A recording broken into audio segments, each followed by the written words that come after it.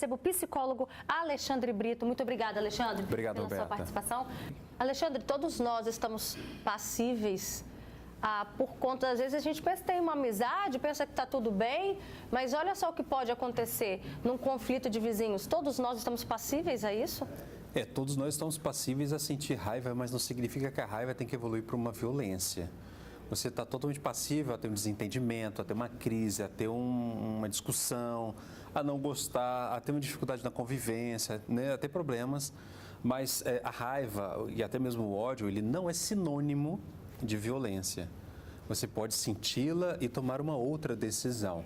Então, a gente, de fato, acaba se tornando vulnerável diante de algumas situações como essa, porque a gente nunca sabe como o outro vai lidar com isso também. O grande problema, Roberta, é aquela famosa cultura de não levar desaforo para casa, de querer um se sobrepor ao outro, de ter uma relação que é sempre uma competição. A gente vê isso muito claramente entre homens. Essa competição masculina, ela é extremamente tóxica, agressiva, um verdadeiro problema social, porque poderia envolver outras pessoas, poderia atingir outras pessoas, poderia ser perigoso com outras situações, outras pessoas, né? Então, todo mundo pode passar por uma situação como essa, de fato, né? Mas a gente tem que criar estratégias. Nem sempre a fuga te faz covarde, nem sempre você evitar te faz menor ou inferior, pelo contrário. Muitas vezes fugir é um ato de coragem, né, de preservar a sua vida, preservar a sua saúde e a sua e a do outro. Então, podemos todos viver momentos de raiva, de conflito, de desentendimentos, de muita intensidade, de crises com vizinhos, mas isso não significa que você vai evoluir para um grau de violência. É difícil a gente ver um lado querendo entender o outro. A gente sempre acha que a gente tem a razão, né? Por quê?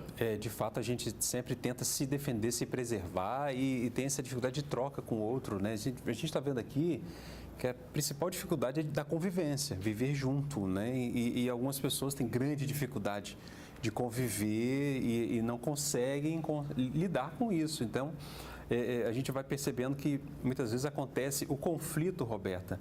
E esse conflito, quando os dois lados não dialogam, geralmente o que a gente faz? A mediação do conflito. Então, por exemplo, no condomínio, existem possibilidades da mediação ser feita pelo conselho, junto ao síndico, né, ou a administradora do condomínio. Então, é super possível esses momentos, esses espaços, né? Eu mesmo já vi, já acompanhei algumas situações em que é possível isso, em que há um espaço de fala, um espaço de troca, sem a agressão, sem a violência, inclusive sem a violência verbal. Então, é muito difícil a gente se colocar no lugar do outro. Por isso que, às vezes, um terceiro que entra nessa situação pode contribuir e não provocar ou incitar essa violência.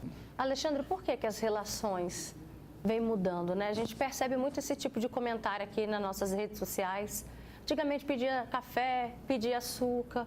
E hoje em dia as pessoas estão até evitando fazer amizade com o vizinho. Ou então, se fizer, é só oi, tchau. A gente tem visto, né, Roberto, que assim, a vizinhança ou o estranho, geralmente ele é visto já como uma ameaça. Já é visto como um inimigo.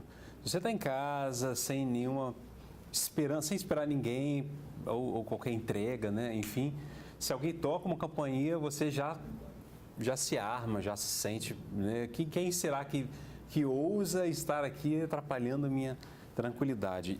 Isso é um problema complexo, por quê?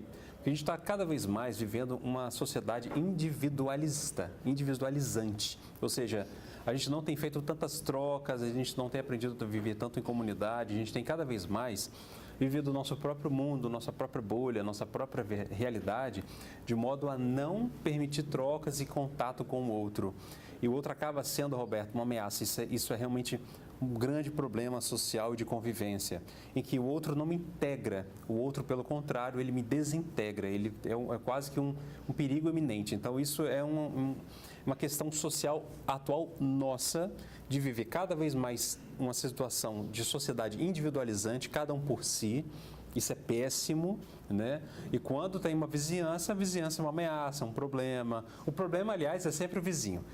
E a gente esquece que a gente é vizinho do vizinho, né? Exatamente. Assim, do mesmo jeito que antigamente a gente falava que a grama do vizinho era mais bonita, agora é o contrário também. É a grama do vizinho que é a podre. Então, assim, a gente tá nesse verdadeiro problema social de convivência.